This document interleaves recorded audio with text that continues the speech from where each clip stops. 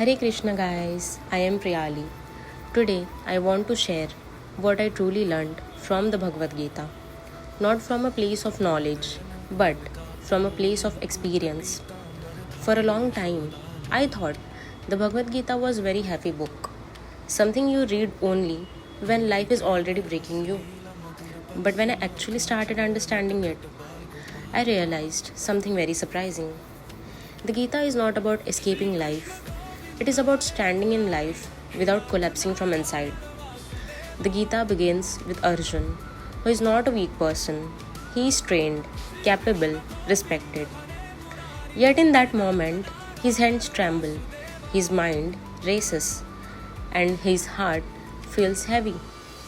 He is surrounded by people he loves, people he feels responsible for. And suddenly, he thinks, what if I do the wrong thing? What if someone gets hurt because of me? What if I fail? That feeling, I think we all know it. Like, for example, when you are choosing a career and everyone expects something from you, or when you are the elder child and you feel you must always be strong, or when you want to choose peace but guilt keeps pulling you back. That is Arjuna's state of mind. What Krishna teaches him first is something very simple but very powerful. You cannot avoid action. Even staying silent, even stepping back, even doing nothing, that too has consequences. In real life, when we avoid difficult conversations, postpone decisions, or stay stuck because of fear, we are still choosing something. The Gita reminds us life moves forward whether we act or not. So Krishna does not tell Arjun to run away. He tells him to act but with understanding. One of the most practical lessons I learned from Bhagavad Gita is do your work sincerely but stop carrying the burden of results. In modern life, we attach our self-worth to outcomes. For example, if I succeed, I feel confident. If I fail, I feel worthless. If people approve of me, I feel calm. If they don't, I feel anxious. The Gita gently breaks this cycle. It says, your responsibility is effort, intention, and honesty. The final result is shaped by many forces, not just you. When you truly understand this, you still work hard, but you stop punishing yourself for things that are not fully in your control. Another deep lesson from Gita is about identity.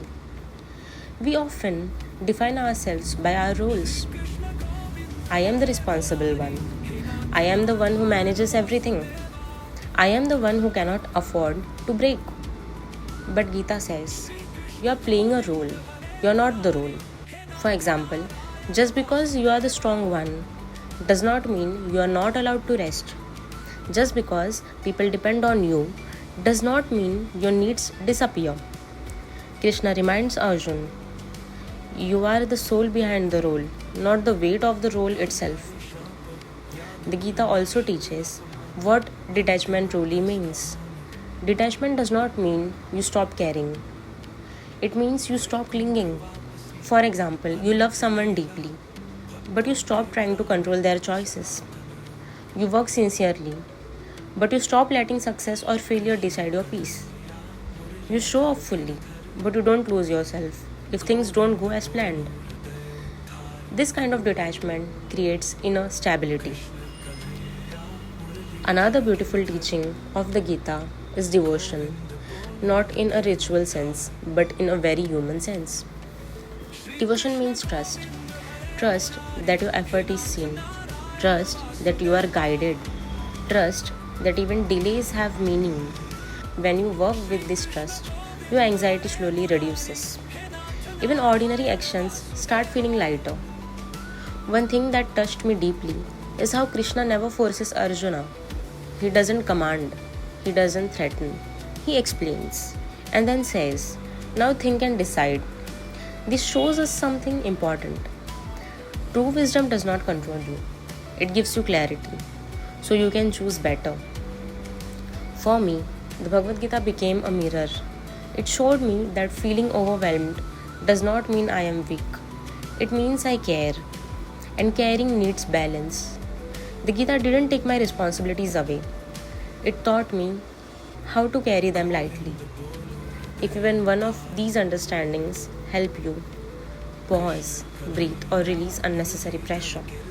And I hope the sharing of my learnings from Bhagavad Gita have added value to your life. Hare Krishna, thank you for listening.